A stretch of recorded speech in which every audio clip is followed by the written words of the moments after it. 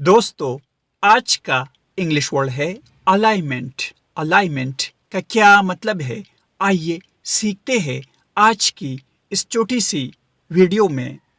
Alignment का मतलब है सबबंदी या हम आहंगी। आइए इस वर्ड को सेंटेंसेस में इस्तेमाल करते हैं। The alignment of the planets is fascinating। सियारों की सबबंदी दिलचस्प है। Fascinating means दिलचस्प।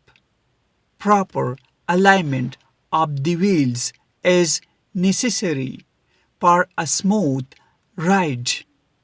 हमवार सवारी के लिए पहियों की सही सबबंदी जरूरी है। Necessary means जरूरी। Smooth means हमवार।